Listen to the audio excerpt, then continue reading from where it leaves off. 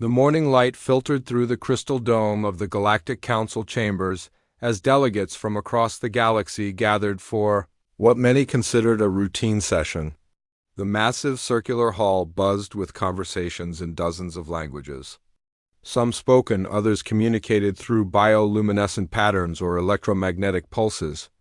At the center of it all sat the raised platform where speakers would address the assembly. Ambassador David Thompson adjusted his simple black suit and checked his notes one final time. Around him, representatives of species that had ruled the stars for thousands of years took their seats with the casual arrogance of those who had never truly been challenged. The Corvan delegation occupied an entire section, their scaled hides gleaming under the artificial suns. General Thane, their military commander, spoke loudly with his subordinates about recent conquests in the Outer Rim. The Bellan Consortium representatives floated in their gravity-nullified pods, their translucent bodies pulsing with colors that indicated amusement. Ambassador Rill gestured gracefully as she discussed trade routes with the insectoid Hivari, whose clicking mandibles created a constant background rhythm. David had been Earth's ambassador for 3 years now, and in that time he had watched his people's colonies grow from a handful of struggling outposts to thriving communities scattered across dozens of systems. But with that growth had come attention from the galaxy's established powers, and that attention had not been friendly. The session began with formal announcements and trade agreements between various species. The Aldari crystalline entities sang their harmonious reports about mineral rights in the Centauri sectors. The aquatic Narathi presented their findings on ocean worlds suitable for colonization.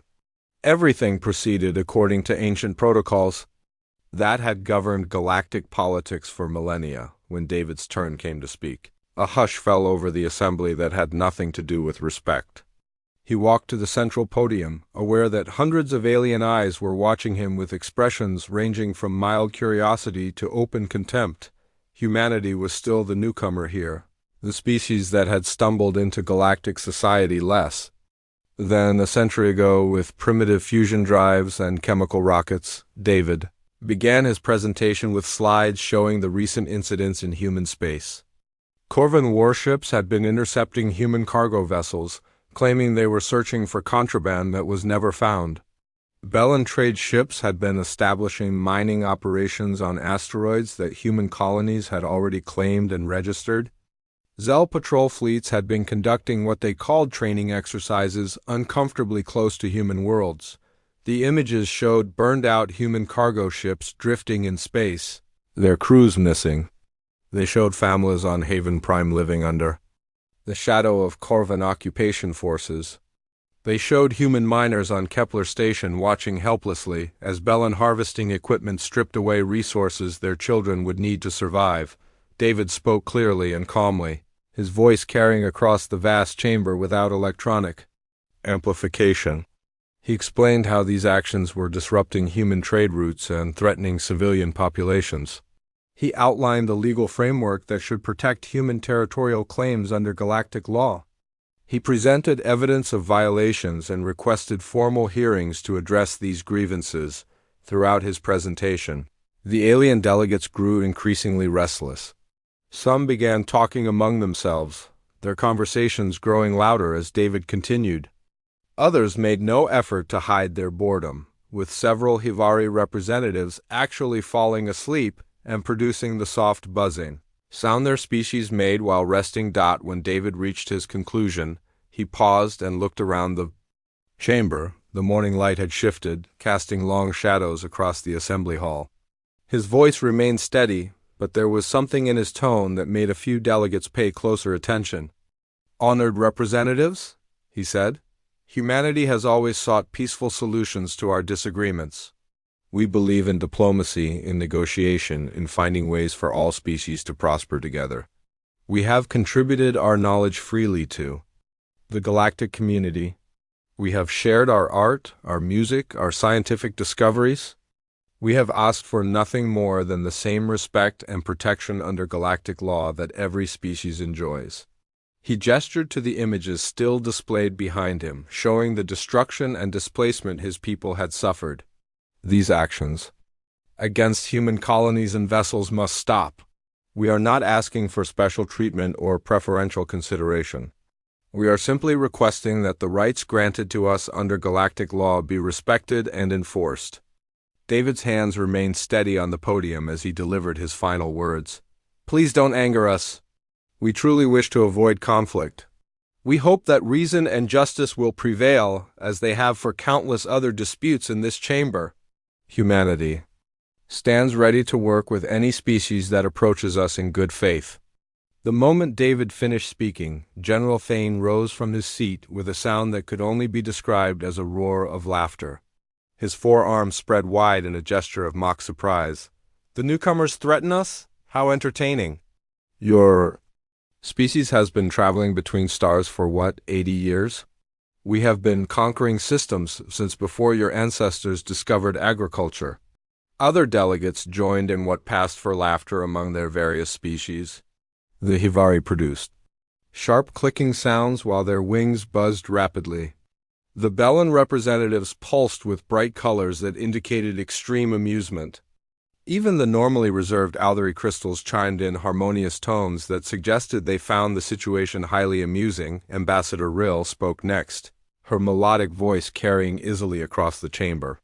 Perhaps the humans should focus on learning their place in the established galactic order. There are protocols, hierarchies, traditions that have maintained peace for thousands of years. New species must understand that expansion comes with certain accommodations to existing powers. David remained at the podium as laughter and commentary continued around him.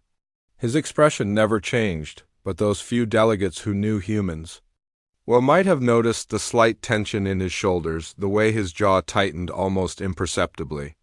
It wasn't a threat, honored representatives, he said when the noise finally died down. It was a plea. We are asking you, as fellow civilized beings, to consider the consequences of these actions. Not just for humanity, but for the stability and peace that this council represents.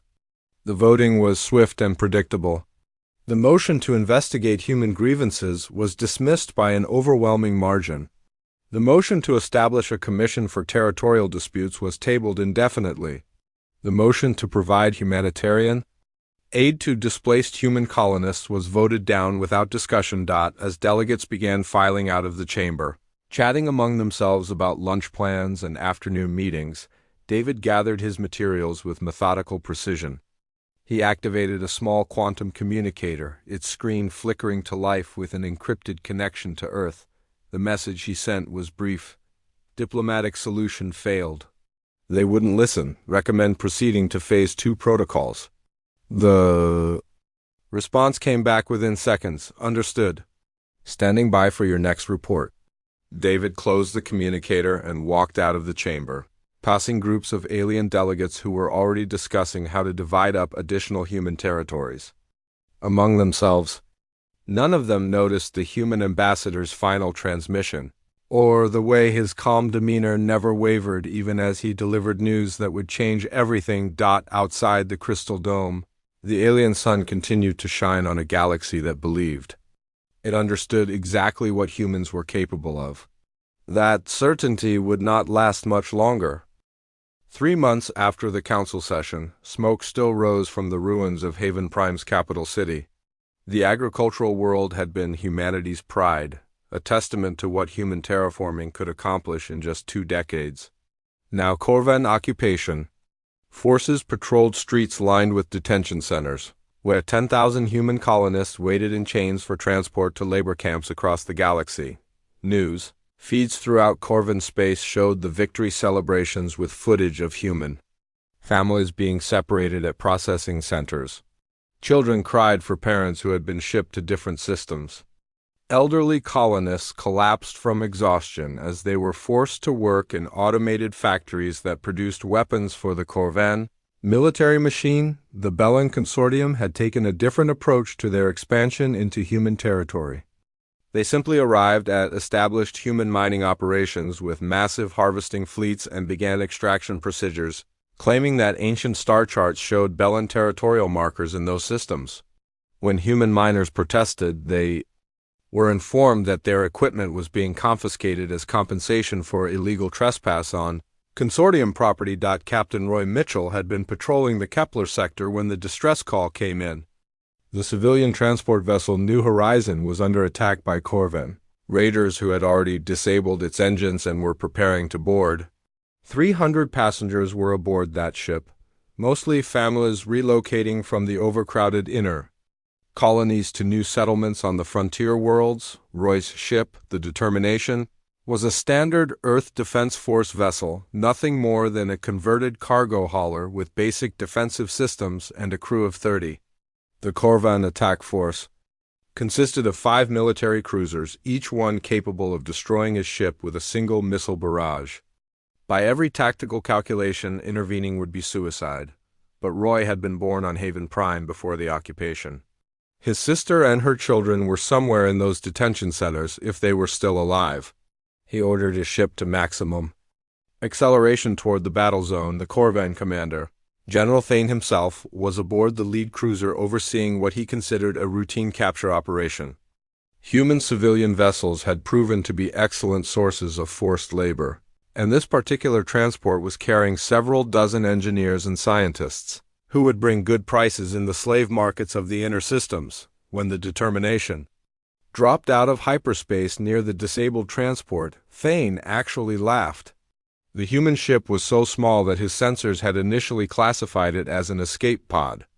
Its weapons systems were pathetic by galactic standards, little more than mining lasers that had been reinforced for military use.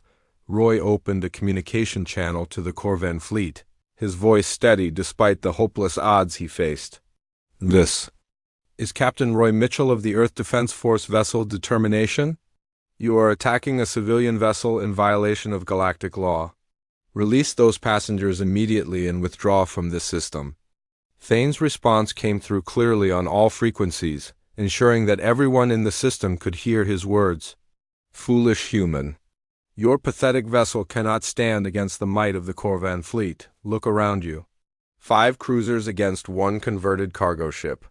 Surrender now, and perhaps we will grant you the honor of serving us as slaves rather than dying uselessly in the void." Roy never hesitated. "General Thane, I have been authorized by Earth Command to give you one final warning.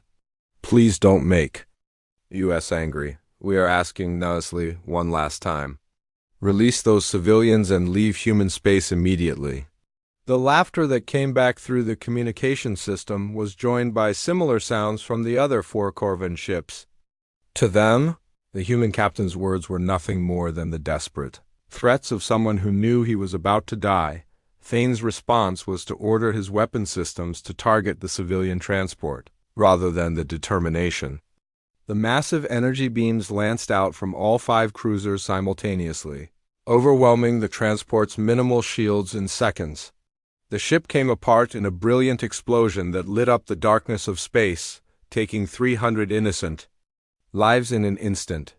Debris scattered across the void, pieces of hull plating and personal belongings creating an expanding field of wreckage, where moments before there had been families hoping to start new lives on distant worlds. Emergency beacons flashed briefly among the debris before their power cells died. Leaving only silence, Roy watched the destruction from his bridge, his crew standing in stunned silence around him. The communications officer, a young woman named Alice, who had graduated from the academy just 6 months earlier, was openly weeping as she monitored the emergency frequencies for any sign of survivors. There were none. The tactical officer reported that the Corvan ships were now turning their attention to the Determination, their weapon systems charging for what would certainly be the final engagement of this brief battle. 5 against 1. With no hope of victory or escape, but Roy's next transmission was not a surrender or a final desperate threat. His voice was calm, almost conversational, as he activated his ship's quantum communicator array and sent a message that would reach Earth Command within minutes through the instantaneous entanglement network. Earth Command, this is Captain Roy Mitchell aboard the Determination in the Kepler sector. Corvan forces under General Thane have just destroyed the civilian transport New Horizon with all hands. 300 civilians confirmed dead, including children and elderly passengers. The diplomatic phase of this conflict is now officially over. He paused, watching as the Corvan cruisers moved into attack formation around his ship. Authorization code, broken arrow, repeat, broken arrow, they made us angry. The determinations.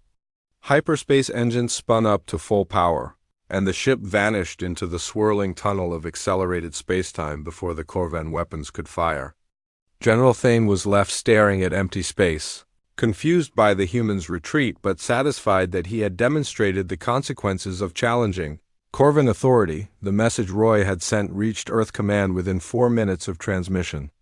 In the depths of military installations scattered across the Sol system, automated systems that had been dormant for decades began cycling through activation sequences.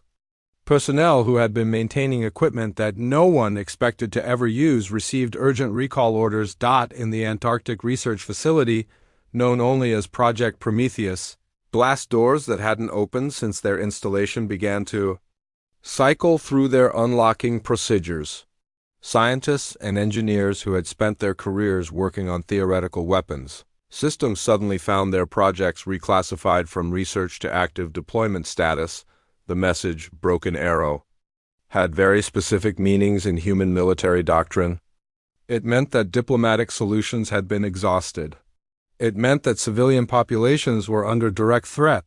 Most importantly, it meant that the restrictions placed on human military development following the corporate wars were now officially lifted. Across human space, the attacks continued and intensified. The Zell Empire began openly hunting human passenger ships for their gladiatorial games, broadcasting the captures live to entertainment networks throughout their territory. The Ythrin hegemony established hunting preserves on human colony worlds, where wealthy aliens could pay for the privilege of stalking human families through wilderness areas. But while the galaxy celebrated what they saw as the final subjugation of the troublesome human species, deep in the Sol system, humanity was waking up capabilities that had been deliberately hidden for nearly a century. Production lines that had been disguised as civilian manufacturing were retooling for military hardware. Research stations that appeared to be studying asteroid mining were revealing their true purpose, and in the quantum communication networks that connected human colonies across the galaxy, a new type of message began to propagate. Not calls for help or desperate pleas for assistance, but cold, precise intelligence reports and targeting data that would soon be put to use in ways the galaxy had never imagined. The age of human patience was ending. What would follow would teach the galaxy exactly why humanity had tried so hard to avoid this moment. Deep beneath the Antarctic ice, Dr. Emma Wells stood before a holographic display that showed the galaxy in ways most humans had never seen it. The map pulsed with red indicators marking every attack on human colonies, every captured vessel, every confirmed casualty from the escalating violence across the outer rim.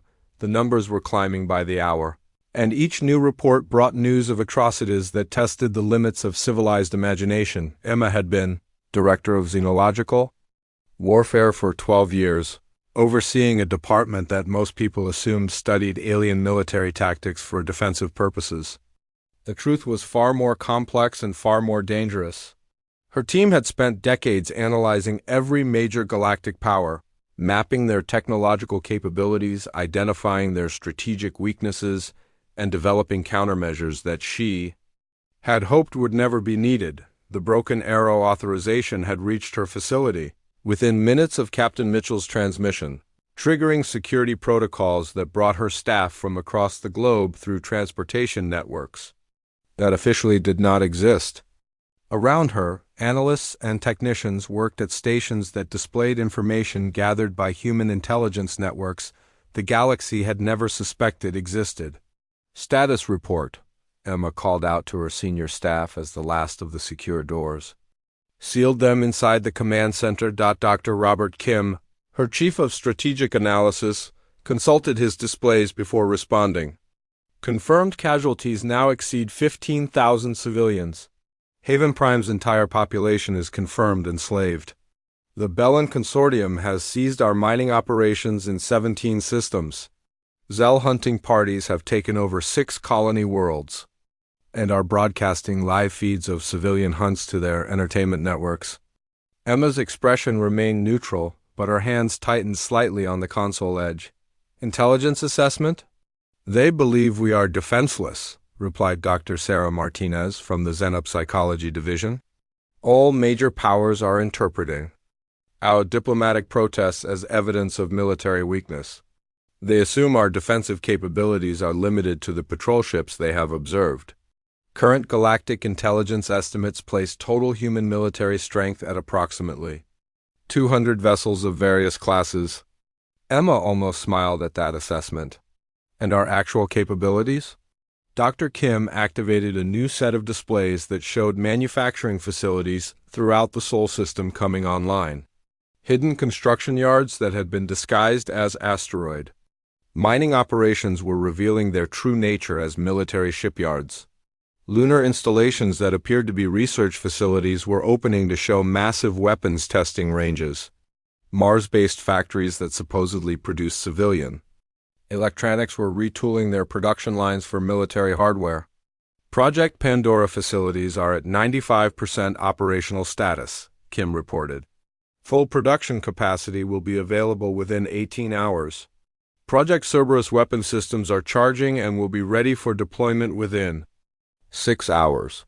Project Reaper has completed final testing phases and is standing by for activation. Emma nodded and turned to the communications array where messages were arriving from across human space. Not desperate calls for help, but precise. Intelligence reports from assets that had been carefully positioned over decades of patient planning. Human civilians, who the galaxy assumed were simple colonists and traders, were revealing themselves to be highly trained observers, who had been gathering tactical data on every major alien military installation. The galaxy has spent 70 years learning about humanity, Emma said to her assembled staff. They know our art, our music, our literature. They know our scientific achievements and our medical advances. They know our agricultural techniques and our industrial processes. They think they understand what humans are capable of. She gestured to the displays showing the hidden military infrastructure that was now coming fully online. But we never showed them what we learned during our darker periods, what we developed during the world wars when humans fought with weapons that could level cities, what we created during the Cold War when two superpowers built arsenals capable of sterilizing entire continents, what we perfected during the corporate wars, when private armies fought with technology that made earlier conflicts look like primitive skirmishes. The holographic displays shifted to show the current positions of galactic military forces. Corvin fleets were spread across dozens of systems, confident in their superiority and growing careless with their formations.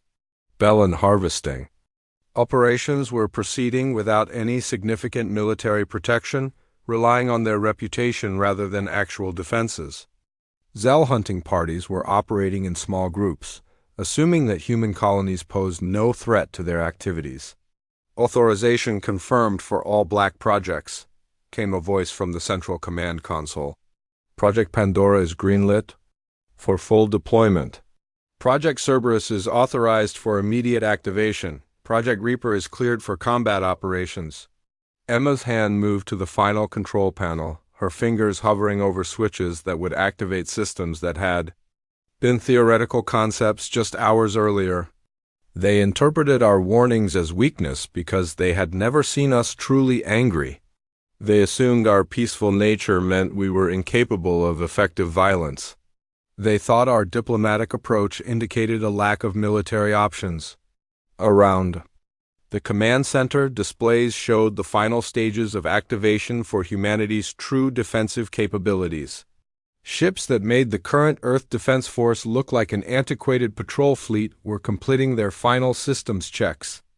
Weapons that operated on principles the galaxy's scientists would not understand for centuries were being loaded into delivery systems that could strike targets anywhere in known space. The galaxy wanted to test human resolve, Emma continued. They wanted to see what we would do when pushed beyond the limits of diplomatic solutions. They wanted to discover what humans were truly capable of when our patience was exhausted. She pressed the activation sequence, and across the Sol system, humanity's hidden military strength began to deploy. Manufacturing facilities that had been prepared but never fully utilized started producing weapons and vehicles in quantities that would have been impossible for any known industrial base. Automated shipyards began launching vessels that incorporated technology developments from decades of secret research. It's time to show them what human warfare actually looks like when we stop trying to be civilized, Emma said as the first wave of deployment orders went out to strike forces that had been training in deep space facilities the galaxy had never detected. The main display now showed human military assets moving into position throughout the galaxy, using transportation methods that appeared to violate known physics. Stealth technology that bent light around entire fleets made them invisible to alien sensors. Communication systems based on quantum entanglement allowed for coordination across galactic distances without any transmission delays, but perhaps most importantly, every human military unit was operating under rules of engagement that had been specifically designed to counter the tactical doctrines of every major galactic power. Decades of careful study had revealed the weaknesses, blind spots, and strategic assumptions that humanity could exploit with devastating effectiveness. Emma watched as the first strike forces reached their deployment positions, invisible to alien sensors and armed with weapons that would redefine what was possible in galactic warfare. They wanted to anger us, she said quietly. They wanted to see what humans would do when diplomacy failed and civilization was threatened. The authorization lights on her console all showed green, indicating that humanity's most advanced military assets were now fully operational and awaiting target assignments. Now they will learn exactly what that means. In star systems across the galaxy, alien military commanders continued their operations against human colonies, confident in their technological superiority and secure in their belief that humans posed no significant threat. None of them detected the predatory shapes moving through hyperspace toward their positions, carrying weapons and capabilities that would soon demonstrate why humanity had tried so desperately to avoid this moment. The galaxy had demanded to see what humans were truly capable of when pushed beyond the breaking point. That demonstration was about to begin. The first indication that something fundamental had changed came at 0347 Galactic Standard Time, when the Corvan stronghold at Rigel Station simply stopped responding to communications. The massive military complex housed over 50,000 troops and served as the command center for Corvan operations in 3 sectors. Its defensive grid included orbital weapons platforms that could destroy capital ships and sensor arrays that monitored space traffic across dozens of light years. Admiral Vox was reviewing prisoner transport schedules in his office when the communications blackout began. Initially, he assumed it was a routine maintenance issue with the quantum relay systems. But as minutes passed without any response from the station's multiple backup communication networks, he began to realize that something was seriously wrong. The first scout ship he sent to investigate found nothing but an expanding debris field.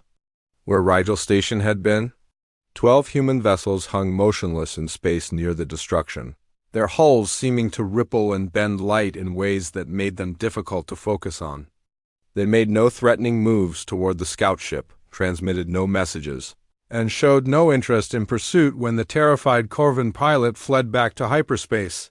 Commander Blake had led the strike force that eliminated Rigel Station, and he was already reviewing target lists for the next phase of operations when his communications officer reported incoming Corvan reinforcements.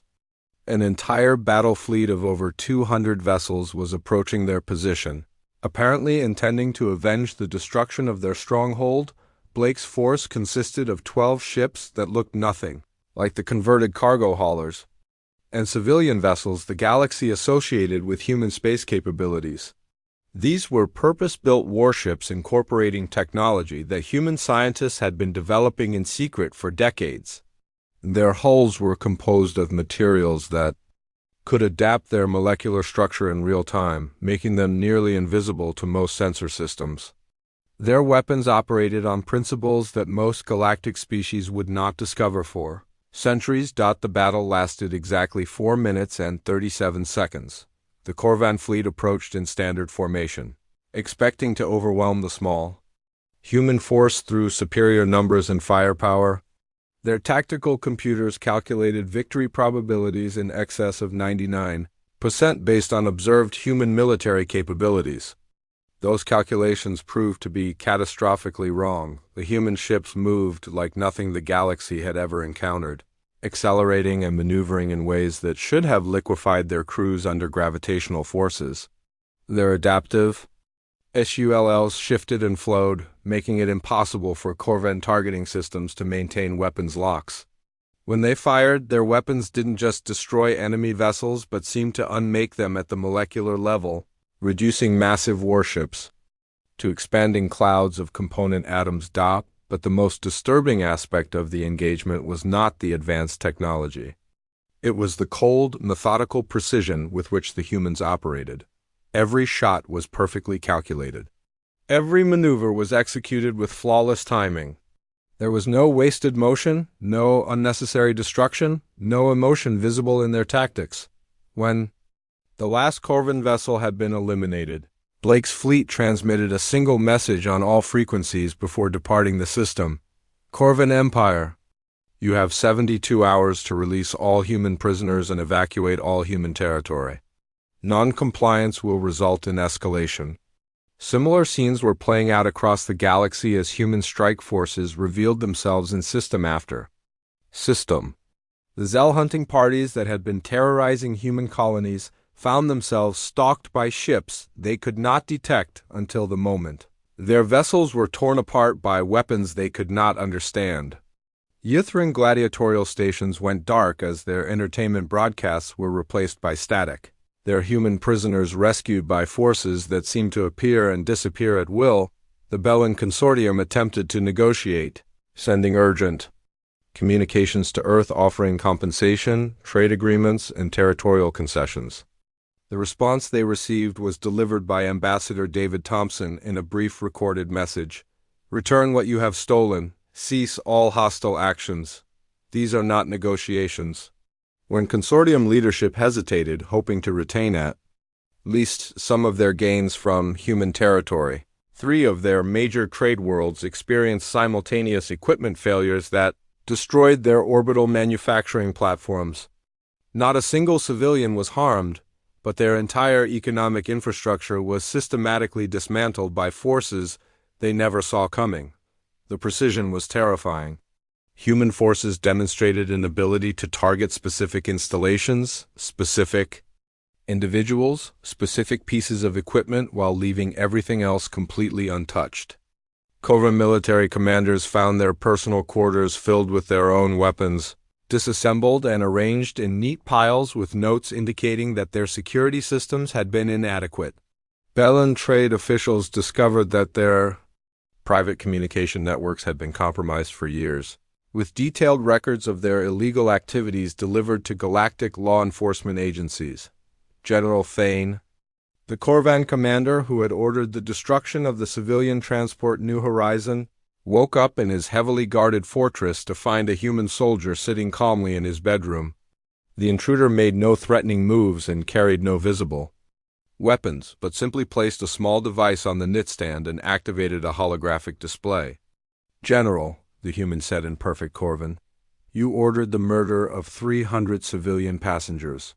Their names are listed here, along with the names of their families and the details of their lives that you ended. Captain Mitchell asked me to deliver a personal message. The hologram showed images of the passengers who had died aboard New Horizon, children who had been looking forward to starting new lives on frontier worlds, elderly couples who had saved for decades to afford passage to colonies where they could spend their final years in peace, young families carrying everything they owned toward dreams that had been incinerated in an instant. The captain wants you to know that each of these people mattered, the human continued. They had hopes, dreams, families who loved them. You killed them to make a point about human weakness. Now Captain Mitchell would like to make a point about human justice. The device on the nightstand began to glow softly. That is a quantum beacon. In exactly 1 hour, it will activate and guide a precision strike to this location. You have that long to consider whether the message you sent was worth the response you are about to receive. When Thane's guards finally responded to his calls for help, they found his quarters empty except for the still glowing beacon. The human had simply vanished, leaving no trace of how he had entered or departed the most secure military facility in Corvan space. Across the galaxy, intelligence networks that had taken decades to build were revealing the true scope of human preparation for this moment. Species that had assumed humans were naive newcomers to galactic politics discovered that their most sensitive military secrets had been compromised for years. Defense plans, troop movements, technological specifications, even personal communications between high-ranking officials had been systematically collected and analyzed by human intelligence operatives who had been hiding in plain sight as civilians. The psychological impact was perhaps more devastating than the military defeats.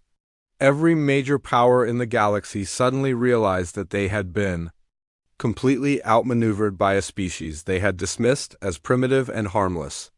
The humans had not only been planning for this conflict, but had been using the galaxy's own arrogance against them, allowing their enemies to reveal their capabilities and weaknesses while humanity prepared responses that turned every perceived advantage into a fatal vulnerability. Emergency sessions were called in capital cities across the galaxy as political and military leaders tried to understand what they were facing. The reports painted an impossible picture.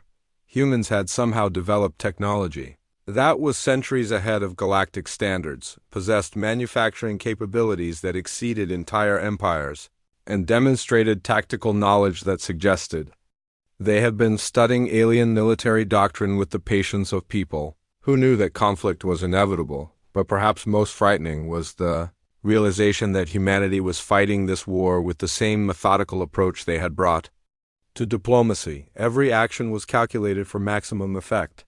Every strike was designed to send a specific message. Every demonstration of power was carefully calibrated to achieve precise psychological and strategic objectives. The galaxy had spent months testing human patience, assuming that their peaceful nature indicated weakness. Now they were learning that humanity's greatest strength had always been their ability to prepare thoroughly for problems they hoped never to face. The diplomatic warnings had not been bluffs or empty threats, but genuine attempts to avoid a conflict that humans had been ready to win from the very beginning. 6 months after the first human retaliation strike, the Galactic Council chambers bore little resemblance to the arrogant assembly that had dismissed human diplomatic warnings with contemptuous laughter. Half the seats sat empty, their former occupants either dead, imprisoned, or too devastated to send representatives. The crystal dome that had once filtered cheerful morning light now seemed gray and muted, matching the mood of the few delegates who had gathered for what many assumed would be the final session of galactic government as they had known it. The numbers spoke for themselves in ways that transcended species and language barriers. The Corvan Empire had lost 94% of its military fleet in engagements that lasted minutes rather than hours. Their conquered territories had been liberated by human forces that appeared and disappeared like ghosts, leaving behind freed populations and detailed evidence of war crimes that would take decades to prosecute. General Thane and his senior staff had been captured alive and were currently awaiting trial for their role in civilian massacres. The Bellin Consortium's vast trade network lay in ruins, their harvesting fleets reduced to drifting scrap metal, and their economic infrastructure systematically dismantled by precision strikes that had somehow avoided harming a single civilian worker. Ambassador Rill sat in her gravity pod, her normally vibrant bioluminescent patterns dim and flickering with what appeared to be exhaustion or despair. The Zell Empire had surrendered unconditionally after their homeworld's orbital defenses were neutralized in a demonstration that lasted 37 minutes. Human forces had simply appeared in their most heavily defended system, disabled every weapons platform and military vessel without firing a shot, then broadcast detailed schematics showing exactly how they had accomplished the impossible. The message was clear. Resistance was futile because humans could go anywhere and do anything they chose. Ambassador David Thompson entered the chamber with the same quiet dignity he had always displayed, but the dynamic had completely shifted. Where once he had been met with mockery and dismissal, now there was only fearful silence. Delegates who had previously ignored his presence now watched his every movement with the attention usually reserved for dangerous predators. David took his position at the central podium and looked around at the sparse assembly. His expression remained neutral, professional, but those who knew humans well might have detected a hint of sadness in his eyes. This was not the outcome he had wanted, and the cost in lives and resources had been staggering, even though most of the casualties had been among those who had chosen aggression over diplomacy. The human response to galactic aggression is now concluded, he announced, his voice carrying easily across the nearly empty chamber. All human prisoners have been located and returned to their families. All seized territories have been restored to their rightful owners. Reparations have been negotiated and are being paid to the families of those killed during the period of hostilities. He paused, consulting notes that everyone knew he did not actually need. The galaxy has now experienced what occurs when humanity is pushed beyond the limits of diplomatic solutions. We hope that this knowledge will prevent future conflicts, as we have always preferred peaceful coexistence to the alternatives. General Thane's replacement, a younger Corvan officer named Drac, struggled to his feet. His proud military bearing had been replaced by the hollow look of someone whose entire worldview had been systematically destroyed. "How?" he asked, his voice barely audible across the chamber. "How did you hide such power, such technology?" "Our intelligence services found no evidence of advanced military capabilities. Our strategic assessments indicated that human forces were limited to patrol vessels and defensive installations." David's expression softened slightly, showing something that might have been genuine sympathy. "We didn't hide our capabilities, General Drac. We simply chose not to display them. For 70 years, we showed the galaxy our best qualities, our creativity, our curiosity, our desire to learn from other species and contribute to galactic civilization. We shared our art, our music, our scientific discoveries freely because we believed that cooperation would produce better outcomes than competition." He gestured to the empty seats around them. "You forced us to show you our worst qualities instead. Our capacity for violence, our talent for warfare, our ability to plan for conflicts we hope never to fight." Every human diplomatic mission included intelligence operatives who were mapping your military capabilities, studying your tactical doctrines, identifying the weaknesses you didn't know you had. Ambassador Rill of the Bellin Consortium asked the question that haunted every surviving delegate. "What happens now? Do you intend to conquer us? To rule the galaxy as we once sought to rule you?" David almost smiled, but there was no warmth in the expression. "Rule you? No, we never wanted to rule anyone. We wanted to trade, to explore, to learn from each other, and contribute to something greater than any single species could achieve alone. You made that impossible when you chose to view our peaceful nature as weakness and our diplomatic approach as an invitation for exploitation." He activated a holographic display that showed the current state of galactic politics. Human colonies were no longer isolated outposts vulnerable to raiding and conquest. They were now protected by defensive networks that made them effectively impregnable. Human vessels moved through space with the confidence of those who knew that no force in the galaxy could threaten them with impunity. "We have simply adjusted the balance of power," David continued. "Human space is no longer a target for expansion or exploitation. Human vessels are no longer easy prey for raiders and slavers. Human warnings are no longer dismissed as empty threats from a species too weak to enforce its will." A new delegate representing one of the smaller species that had remained neutral during the conflict raised a tentative question. "What are your terms for peace? What do you require from U.S. to prevent further adjustments?" David's answer was surprisingly simple: nothing. We require nothing from you except what we asked for from the beginning: recognition of our rights, under galactic law and respect for our territorial sovereignty. We will trade with those who approach us honestly. We will share our knowledge with those who reciprocate in good faith. We will defend ourselves against those who threaten our people. The silence that followed was broken by General Drax's bitter laugh.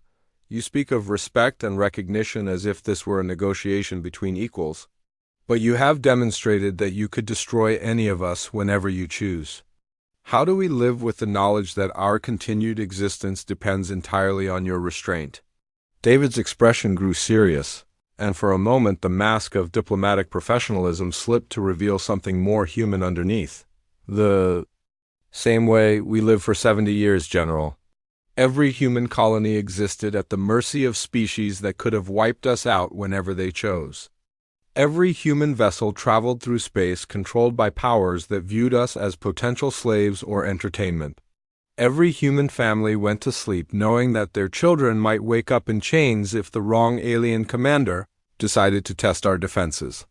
He walked closer to the assembled delegates, his voice carrying a weight that made several species representatives physically recoil. The difference is that we asked nicely, we tried diplomacy, we offered cooperation and mutual benefit. We warned you, repeatedly and clearly, about the consequences of pushing us beyond our limits. You chose to interpret our restraint as weakness and our warnings as bluffs. The holographic display shifted to show images from the recent conflict's Corvin prison camps where human children had been separated from their parents. Bellin harvesting operations that had stripped resources from worlds where human families were trying to build new lives. Zell Entertainment broadcasts showing human civilians being hunted for sport. You taught us that peaceful coexistence was impossible, David said quietly. You demonstrated that the only language the galaxy understands is force. You proved that our attempts at civilization were viewed as invitations for exploitation. So we stopped being civilized and showed you what human warfare looks like when we abandon our moral constraints. Ambassador Real's bioluminescent patterns flickered with what appeared to be genuine Morse. We made a terrible mistake. We assumed that because you were new to galactic society, you were also primitive and defenseless. We thought your diplomatic approach indicated a lack of military options rather than a genuine preference for peaceful solutions. David nodded slowly. And now you know better. The galaxy has learned what humans are truly capable of when we stop trying to be nice. The question is what you intend to do with that knowledge. He began walking toward the exit, then paused at the edge of the platform. Humanity spent decades hoping that reason and justice would prevail in galactic affairs. We believed that if we contributed enough to galactic civilization, if we proved our value as partners and allies, we would eventually be accepted as equals rather than targets. His final words echoed in the vast chamber as he prepared to leave. You convinced us that was naive thinking? You taught us that respect must be taken rather than earned, that strength is the only currency that matters in galactic politics, that our survival depends on our ability to make the cost of threatening U.S. too high for anyone to consider. As David walked out of the chamber, his last statement hung in the air like a promise and a warning. It's too late for the warnings now. The galaxy has learned what humans are truly capable of when we stop asking permission to exist. That knowledge will shape every interaction between our species and yours for generations to come. The delegates sat in stunned silence long after the human ambassador had departed. Outside the Crystal Dome, the galaxy continued to function under its new reality, one where humanity was no longer the harmless newcomer seeking acceptance, but a force that had proven its ability to reshape galactic civilization according to its own terms. The age of human expansion had begun, built not on conquest but on the simple understanding that sometimes the most peaceful species could become the most dangerous when pushed beyond their limits. The galaxy had demanded to see what humans were capable of when their patience was exhausted. They had received that demonstration in full, and the memory would influence every political and military decision for centuries to come.